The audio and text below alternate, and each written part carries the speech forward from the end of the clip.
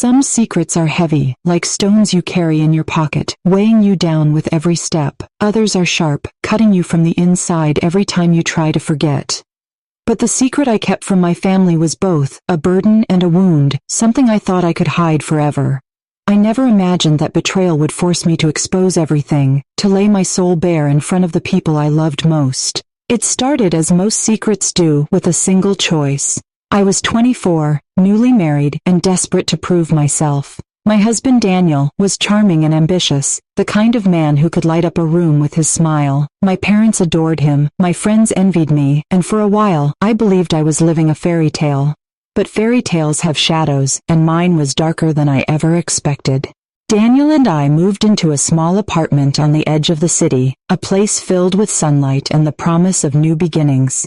We painted the walls together, bought mismatched furniture from thrift stores, and spent long evenings dreaming about the future. But beneath the laughter and the plans, there was an undercurrent of tension, a sense that I was always one step behind, always trying to catch up to Daniel's expectations. He was restless, always chasing the next big thing. One night over dinner, he told me about an investment opportunity. A friend of his was starting a tech company, and Daniel wanted in. The problem was, we didn't have the money. Our savings were barely enough to cover rent, let alone a risky business venture. But Daniel was persuasive, his eyes bright with excitement. "This is our chance," he said, reaching for my hand. "We just need a little help." That's when I made my first mistake. I called my parents, told them we needed a loan for emergencies. They didn't hesitate. My father wired the money the next day, no questions asked. I told myself it was just a temporary solution, that we'd pay them back as soon as Daniel's investment paid off. But the company failed within 6 months, and the money was gone. I was sick with guilt, but Daniel brushed it off. "It's just money," he said, already moving on to his next idea. But for me, it was more than that. It was a crack in the foundation of my life, a secret I couldn't bring myself to confess. I started lying to my parents, telling them we were doing fine, that Daniel was working hard, that everything was under control. Each lie made the next one easier, until I barely recognized myself. The years passed, and the secrets multiplied. Daniel's ventures came and went, each one more reckless than the last. I took on extra shifts at work, sold my jewelry, even borrowed from friends, always with the promise that things would get better. But they never did. Daniel grew distant, his temper flaring at the smallest things. I learned to walk on eggshells, to keep my fears and doubts locked away. My family noticed the change in me, but I brushed off their concerns. "Just tired," I'd say, forcing a smile. "Work's been busy." My mother would look at me with worried eyes, but I couldn't bring myself to tell her the truth. I was ashamed of my choices, ashamed of my weakness, ashamed of the secret that was slowly consuming me. Then, one night, everything changed. It was late, and I was sitting at the kitchen table, staring at a stack of unpaid bills. Daniel stormed in, his face flushed with anger. "Where's the money?" he demanded, slamming his fist on the table. I flinched, my heart pounding. "I don't know," I whispered. "We're out. I've given you everything." He stared at me, his eyes cold. "You're useless," he spat. "If you really loved me, you'd find a way." That was the moment I realized I was alone. The man I had trusted, the man I had built my life around, was gone. In his place was a stranger, someone who saw me as nothing more than a means to an end. I spent the night on the couch, unable to sleep. I thought about calling my parents, about begging for help, but the shame was too much. I couldn't bear the thought of them knowing how far I had fallen. So I kept the secret, telling myself I could fix things if I just tried harder. But secrets have a way of unraveling, no matter how tightly you hold on. A few weeks later, my younger sister, Emily, showed up at my door. She was supposed to be in college, but she looked tired, her eyes rimmed with red. "Can I stay with you for a while?" she asked, her voice small. I nodded, too exhausted to ask questions. Emily moved in, bringing a sense of lightness I hadn't felt in years. She cooked dinner, made me laugh, filled the apartment with music. For a while, I almost believed things could get better, but Daniel resented her presence, snapping at her for the smallest things. One night, I heard them arguing in the hallway. "You don't belong here," he hissed. "This is my house." Emily didn't back down. "You don't treat my sister right," she shot back. "She deserves better." I listened from the bedroom, tears streaming down my face. I wanted to thank her, to tell her how much I needed her, but the words caught in my throat. I was trapped by my choices, by my secrets, by the fear of what would happen if the truth ever came out. Emily's presence in the apartment was both a comfort and a constant reminder of everything I was hiding. She was sharp, observant, and fiercely protective. I could see her watching Daniel, her eyes narrowing whenever he raised his voice or disappeared for hours without explanation. She never asked me directly what was wrong, but I could feel her questions hanging in the air, unspoken but heavy. One evening, after Daniel had stormed out following another argument about money, Emily sat beside me on the couch. She handed me a mug of tea and waited until I met her gaze. "You know you can tell me anything, right?" she said softly. "I'm not mom or dad. I won't judge you." I wanted to spill everything right then, to confess the lies, the debt, the fear that kept me up at night. But the words stuck in my throat. I shook my head, forcing a smile. "It's just a rough patch. We'll get through it." She didn't push, but I could see the worry in her eyes. She squeezed my hand and changed the subject, telling me about her classes, her friends, the little victories that made up her days. I clung to those stories, letting them distract me from the storm brewing in my own life. But the storm was getting harder to ignore. Daniel's behavior grew more erratic. He started coming home late, smelling of alcohol and cheap cologne. He snapped at me for no reason, accusing me of not supporting him, of holding him back. I tried to reason with him, to remind him of the dreams we once shared, but he only grew angrier. One night, he came home in a rage, slamming the door so hard the picture frames rattled on the walls. Emily was in the kitchen, and I could see the fear in her eyes as Daniel stormed past her. He cornered me in the living room, his voice low and dangerous. "You need to get your sister out of here," he growled. "She's ruining everything." I stood my ground, my hands shaking. "She's my family. She's not going anywhere." He glared at me, his fists clenched. "You're making a mistake." After he left, Emily found me sitting on the floor, my back against the wall. She knelt beside me, her arms around my shoulders. "You don't have to do this alone," she whispered. "Let me help." That night, I lay awake, staring at the ceiling.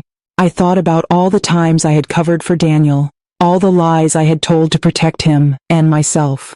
I realized that my secret wasn't just mine anymore. It was hurting Emily too. I couldn't keep pretending everything was fine. The next morning, I called in sick to work and spent the day with Emily. We walked through the city, wandering aimlessly, talking about everything except the thing that mattered most. Finally, as we sat on a bench in the park, I took a deep breath and told her everything. I told her about the loan from our parents, about the failed investments, about the debt that was piling up faster than I could pay it off. I told her about Daniel's anger, his drinking, the way he made me feel small and worthless. I told her how ashamed I was, how scared I was that I'd never find a way out. Emily listened without interrupting, her hand in mine. When I finished, she hugged me tightly. "You're not alone," she said fiercely. "We'll figure this out together." For the first time in years, I felt a glimmer of hope. I wasn't sure what the future held, but I knew I didn't have to face it by myself. With Emily's support, I started to make changes. I opened a separate bank account, started tracking every dollar I spent, and cut back on anything that wasn't essential. I reached out to a financial counselor, who helped me make a plan to pay down the debt. It was overwhelming, but having a plan made it feel possible. Emily encouraged me to talk to our parents, to come clean about the loan and the mess I'd made, but I wasn't ready, not yet. I needed to prove to myself that I could fix things, that I wasn't the failure I felt like. Meanwhile, Daniel grew more distant. He spent less and less time at home, and when he was there, he barely spoke to me. I tried to reach him, to remind him of the love we once shared, but it was like talking to a stranger. I realized that I couldn't save him, no matter how hard I tried. One evening, I came home to find Emily packing her things. She looked up, her eyes red. "I got a call from Mom," she said quietly. "She's worried about you. She wants me to come home." Felt a surge of panic. "Please don't go," I whispered. "I need you." She hugged me, her voice trembling. "I'll always be here for you, but you need to start being here for yourself." After she left, the apartment felt emptier than ever. I missed her laughter, her strength, the way she made even the darkest days feel a little brighter. But I knew she was right. I couldn't keep hiding.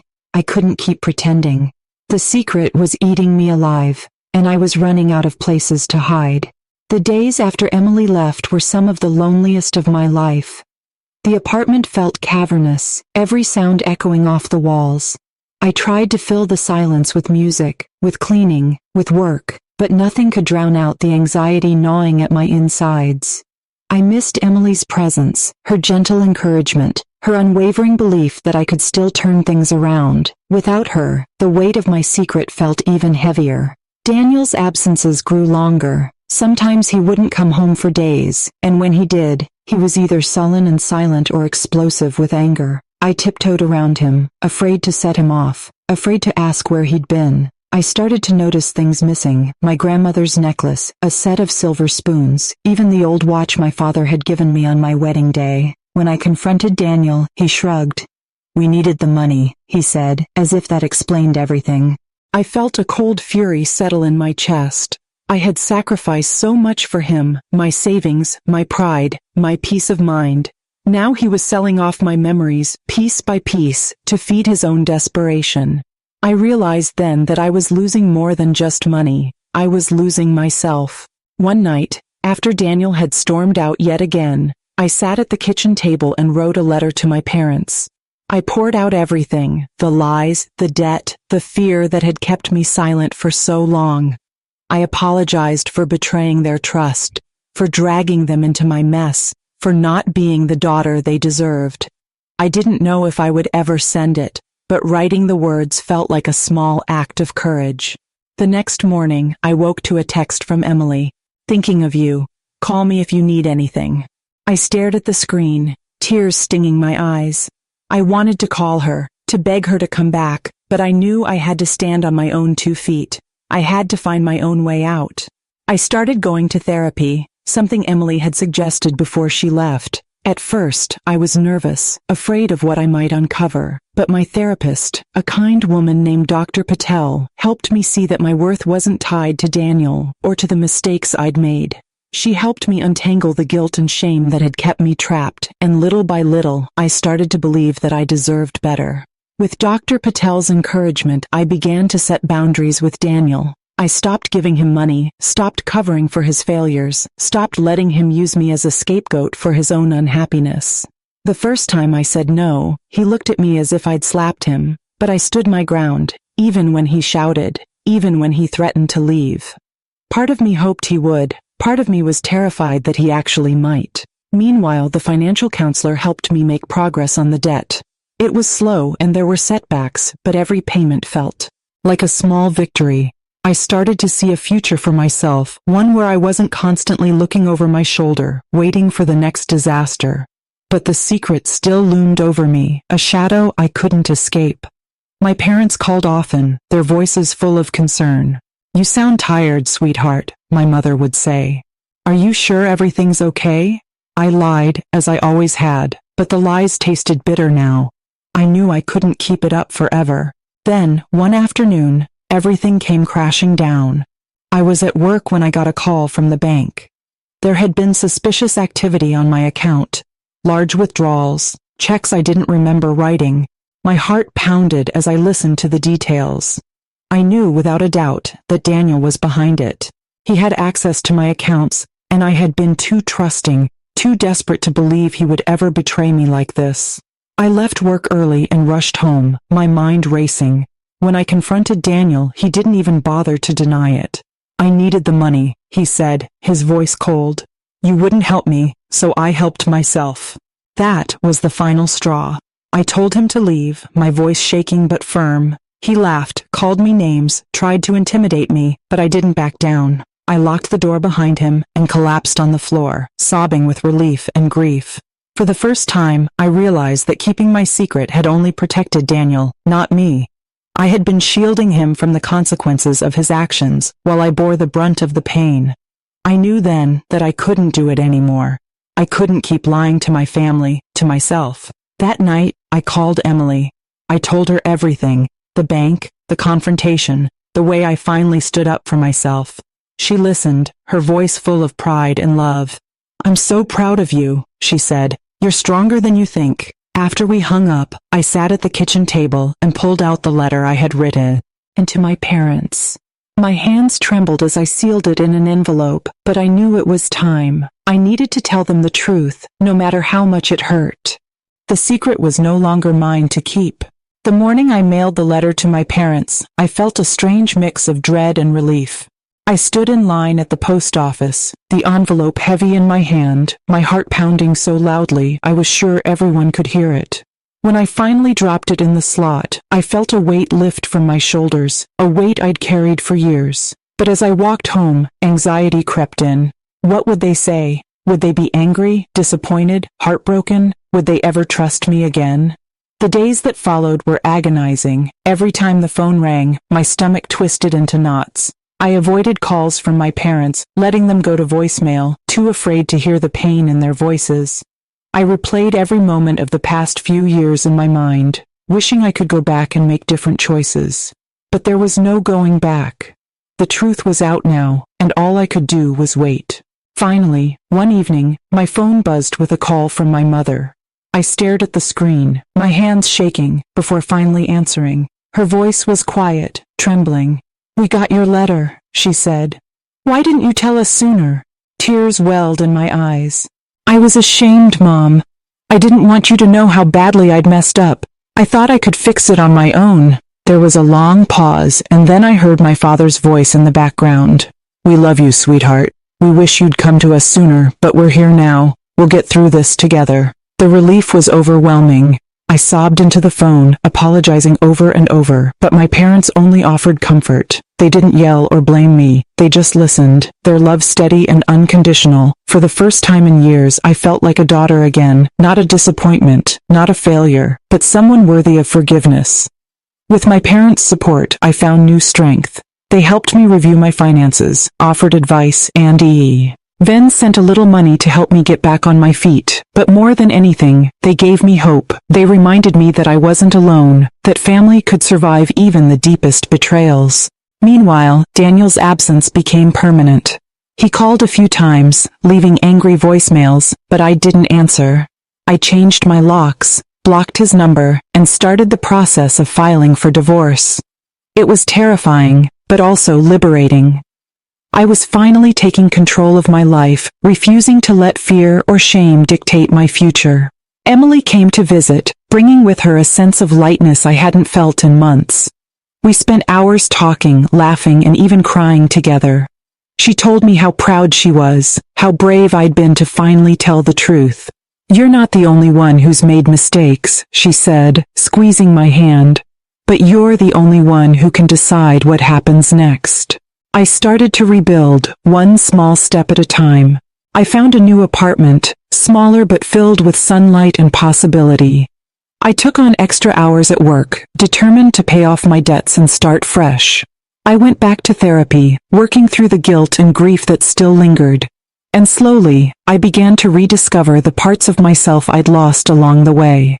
I reconnected with old friends, people I'd pushed away out of shame and embarrassment. To my surprise, they welcomed me back with open arms, offering support and understanding. I realized that I wasn't the only one who had struggled, who had kept secrets, who had been betrayed. We shared our stories, our scars, and found comfort in the knowledge that we weren't alone. As the months passed, I grew stronger. I learned to trust myself again, to believe that I was capable of more than just surviving. I started taking classes at the community college, exploring interests I'd long neglected, writing, painting, even yoga. Each new experience was a reminder that my life wasn't over, that I could still create something beautiful from the wreckage. My relationship with my parents deepened. We talked often, not just about my problems, but about their lives, their dreams, their memories. I realized how much I had missed, how much I had taken for granted. I made a promise to myself to never let secrets come between us again. One evening, as I sat on my new balcony watching the sunset, Emily called. "I have some news," she said, her voice bubbling with excitement. "I got accepted into the graduate program I wanted. I'm moving to the city next month." I cheered, genuinely happy for her. "That's amazing, Em. I'm so proud of you." She laughed. I couldn't have done it without you. You showed me what it means to be brave. After we hung up, I sat in the fading light, reflecting on everything that had happened. The secret I'd kept had nearly destroyed me, but exposing it had set me free. I realized that secrets only have power when we let them fester in the dark. Once brought into the light, they lose their hold. I knew there would be more challenges ahead. Life is never simple, never easy. But I also knew that I was no longer the woman who hid in the shadows, afraid of the truth. I was stronger now, wiser, and ready to face whatever came next. The months after I exposed my secret were a strange blend of healing and reckoning. There were days when I felt lighter than I had in years, as if I'd finally stepped out from under a storm cloud. But there were also days when the consequences of my choices pressed in on me, sharp and unrelenting. I had to face the reality of starting over, financially, emotionally, and in every relationship that mattered. Divorce proceedings with Daniel were messy. He tried to manipulate me, threatening to drag out the process unless I agreed to his demands. But I stood my ground, bolstered by my family's support and the lessons I'd learned in therapy. I refused to let him bully me anymore. My lawyer was a godsend, guiding me through every step, reminding me that I deserved a fresh start. When the divorce was finally finalized, I felt a wave of relief so powerful it brought me to tears. I was free, not just from Daniel, but from the cycle of secrecy and shame that had ruled my life for so long. With the divorce behind me, I focused on rebuilding. I threw myself into work, taking on new projects and responsibilities. My boss noticed my renewed energy and offered me a promotion. For the first time in years, I felt proud of myself, not for what I'd endured, but for what I was accomplishing on my own terms. I started saving money, little by little, watching my bank account grow. Each deposit was a small victory, a reminder that I was capable of providing for myself. I also made time for joy. I joined a local book club, where I met women who had their own stories of heartbreak and resilience. We bonded over coffee and novels, sharing laughter and tears in equal measure. I started running in the mornings, feeling my body grow stronger with every mile. I even adopted a rescue dog, a scrappy little terrier named Max, who quickly became my loyal companion. He greeted me at the door every evening, his tail wagging, reminding me that love could be simple and unconditional. My relationship with my parents continued to heal. We visited each other often, sharing meals and stories, making up for lost time. My mother confided in me about her own struggles, the secrets she'd kept from her parents, the mistakes she'd made as a young woman. I realized that no one is immune to regret, that everyone has chapters they wish they could rewrite. My father, always the stoic, surprised me one evening by hugging me tightly and whispering, "I'm proud of you, kiddo. You're stronger than you know." Emily's move to the city brought us even closer. We explored new neighborhoods together, tried new restaurants, and spent lazy Sundays wandering through art galleries. She introduced me to her friends, a vibrant group of dreamers and doers who welcomed me as one of their own. I felt a sense of belonging I hadn't known in years, a sense that I was building a life that was truly mine. But healing wasn't always linear. There were setbacks, nights when the loneliness crept in, when memories of Daniel's cruelty haunted my dreams. There were moments when I doubted myself, when the old shame threatened to resurface. But each time I reached out, to Emily, to my parents, to the friends I'd made, I learned that asking for help wasn't a sign of weakness, but of strength. One evening, after a particularly hard day, I sat on my balcony with Max curled at my feet. I watched the city lights flicker on, one by one, and thought about the journey I'd taken. I thought about the secret I'd kept, the betrayal that had forced me to expose it, the pain and the freedom that had followed. I realized that my story wasn't unique. So many people carry secrets. So many people live in fear of what will happen if the truth comes out. But I also realized that secrets lose their power when we share them, when we trust others enough to let them see our scars. Inspired, I started writing about my experience. At first, it was just for myself, a way to process everything I'd been through. But as the words flowed, I realized I wanted to help others who might be struggling in silence. I submitted an essay to a local magazine, and to my surprise, they published it. The response was overwhelming. Strangers reached out to thank me for my honesty, to share their own stories of betrayal and redemption. I felt a sense of purpose, a sense that my pain could be transformed into something meaningful. As the seasons hanged, so did I. I became more open, more willing to take risks, more willing to trust. I started dating again, cautiously at first, but with a new sense of self-worth. I knew what I wanted, and more importantly, what I wouldn't tolerate. I met a kind man named Alex, who listened without judgment, who made me laugh, who respected my boundaries. We took things slow, building a relationship based on honesty and mutual respect. Looking back, I saw how far I'd come. The secret that had once threatened to destroy me had become the catalyst for my transformation. I had learned to forgive myself, to ask for help, to believe that I was worthy of love and happiness. I had learned that betrayal, while painful, could also be a doorway to freedom. As my life settled into a new, healthier rhythm, I found myself reflecting on the lessons I'd learned from my secret and its aftermath. I realized that the hardest part of keeping a secret isn't the fear of being found out, it's the slow erosion of your own sense of self. Every day you hide, you chip away at your own confidence, your own truth. But when you finally let the light in, you start to remember who you really are. Alex and I grew closer, our relationship built on the kind of honesty I'd once thought impossible. On our third date, I told him about Daniel, about the debt, about the years I'd spent hiding from my family. I expected him to pull away, to see me as damaged or weak. Instead, he took my hand and said, "Thank you for trusting me. We all have things we wish we could change. What matters is what we do next."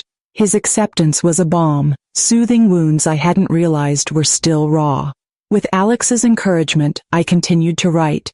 I started a blog, sharing stories of resilience, forgiveness, and starting over. The response was incredible. People from all over the world left comments, sent emails, and shared their own story. I realized that my secret, once a source of shame, had become a bridge to others. I was no longer alone, and neither were they. My relationship with Emily deepened as well.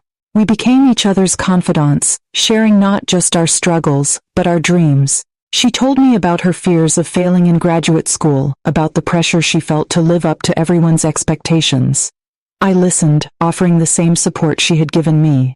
We laughed about our childhood, about the silly fights and shared secrets that had shaped us.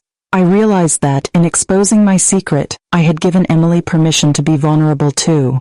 My parents continued to be my anchor. We talked openly about everything: money, relationships, regrets, and hopes for the future.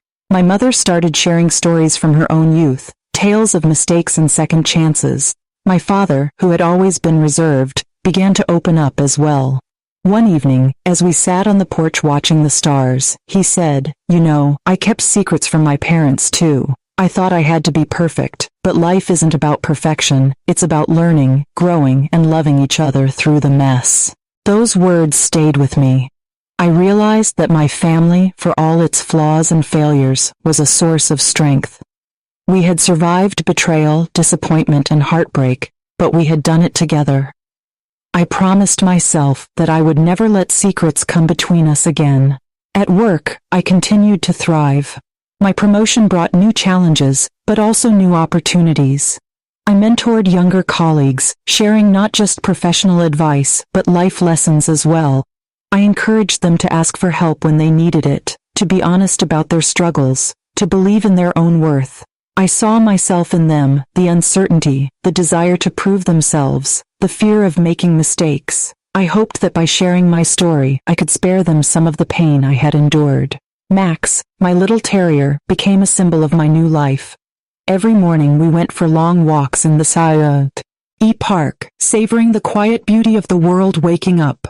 He reminded me to be present, to find joy in the simple things: a patch of sunlight, a cool breeze, the laughter of children playing nearby. I realized that happiness wasn't something to chase, but something to notice, to nurture, to create. As the anniversary of my confession approached, I decided to mark the occasion with a small gathering. I invited Emily, my parents, Alex, and a few close friends. We shared a meal, told stories, and toasted to new beginnings. I looked around the table, at the people who had stood by me through the darkest times, and felt a surge of gratitude. I realized that, in exposing my secret, I had gained so much more than I had lost. After dinner, Emily pulled me aside. "I'm proud of you," she said, her eyes shining. "You turned your pain into something beautiful. You helped all of us be braver." I hugged her, overwhelmed by emotion. I couldn't have done it without you. Later that night, as I sat on my balcony watching the city lights, I thought about the journey I had taken. I thought about the fear that had kept me silent, the betrayal that had forced me to speak, the love that had carried me through. I realized that secrets are only as powerful as the shame we attach to them. When we let go of that shame, when we trust others with our truth, we set ourselves free. I knew there would be more challenges ahead. Life is never simple, never predictable. But I also knew that I was ready. I had faced my darkest fears and come out stronger. I had learned to forgive, to ask for help, to believe in my own worth. I had learned that the truth, no matter how painful, is always better than a lie. The second year after my secret came to light felt like a new chapter, one I was finally writing for myself. I had spent so long living in fear of what would happen if the truth got out. But now, with Evie, airy sunrise, I felt lighter, more myself. The world hadn't ended, my family hadn't abandoned me. In fact, the people who truly mattered had drawn closer, their love deeper and more real than I'd ever known. I started to see my story as more than just a cautionary tale. It was a testament to the power of honesty, the necessity of boundaries, and the healing that comes from facing your own mistakes. I began speaking at local support groups, sharing my journey with others who were struggling with secrets of their own. I saw the relief in their eyes when I told them that shame loses its grip the moment you speak your truth. I watched as people who had been silent for years finally found the courage to open up, to ask for help, to begin again. Alex was by my side through it all. Our relationship deepened, built on a foundation of trust and mutual respect. We traveled together, exploring new cities and collecting memories instead of regrets. He encouraged me to keep writing, to keep sharing, to keep believing in the possibility of joy. With him, I learned that love doesn't demand perfection. It simply asks for honesty and effort, day after day. Emily thrived in her graduate program, and our bond only grew stronger. We became each other's safe place, the first call in a crisis, and the first to celebrate every victory. She told me about her own struggles with anxiety, about the pressure to succeed, about the fear of letting people down. I listened, offering the same compassion she had given me. We promised each other that we would never let secrets fester between us again. My parents, too, found new ways to connect. My mother started volunteering at a local shelter, helping women who were starting over after difficult marriages. My father took up woodworking, filling their home with handmade furniture and the smell of fresh-cut pine. They visited often, bringing laughter and warmth into my apartment. We talked openly about everything, our hopes, our fears, our dreams for a future. I realized that the family I had been so afraid to disappoint was, in fact, my greatest source of strength. At work, I continued to grow. I was promoted again, this time to a leadership role that allowed me to mentor others on a larger scale. I started a support group for employees dealing with personal challenges, creating a space where people could share their struggles without fear of judgment. The response was overwhelming. People from all departments came together, finding comfort in the knowledge that they weren't alone. I saw firsthand how powerful it was to break the silence, to let others see the real you. Max, my loyal terrier, remained my daily reminder to savor the present. We explored new parks, made friends with other dog owners, and spent lazy afternoons napping in the sun. He was a constant source of joy, his simple needs a reminder that happiness can be found in the smallest moments. As the anniversary of my confession approached, I reflected on the journey I had taken. I thought about the fear that had kept me silent, the betrayal that had forced me to act, the love that had carried me through. I realized that my secret, once a source of shame, had become a source of strength. I had learned to forgive myself, to trust others, to believe in the possibility of redemption. I decided to mark the occasion with a letter to my future self.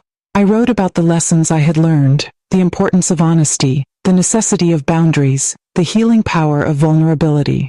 I promised myself that I would never again let fear dictate my choices, that I would always choose truth over comfort, growth over stagnation, love over shame. On the day of the anniversary, I gathered my family and friends for a small celebration. We shared a meal, told stories, and toasted to new beginnings. I looked around the table, at the people who had stood by me through everything, and felt a surge of gratitude. I realized that, in exposing my secret, I had gained so much more than I had lost. After dinner, Emily pulled me aside. "You know," she said, her eyes shining, "your story changed all of us. You taught us that it's okay to be imperfect, to make mistakes, to ask for help. You made us braver." I hugged her, overwhelmed by emotion. "We made each other braver," I said. "That's what family is for." Later that night, as I sat on my balcony watching the city lights, I thought about the future. I knew there would be more challenges, more mistakes, more moments of doubt. But I also knew that I was ready. I had faced my darkest fears and come out stronger. I had learned to forgive, to ask for help, to believe in my own worth. I had learned that the truth, no matter how painful, is always better than a lie. If you're listening to my story, if you're carrying a secret that feels too heavy to bear, I want you to know this: you are not alone. There is freedom on the other side of honesty. There is healing in the light. The people who truly love you will stand by you, even when the truth is hard to hear, and you are stronger than you think. The secret I kept from my family nearly destroyed me, but in the end, it forced me to become the person I was always meant to be: brave, honest, and free.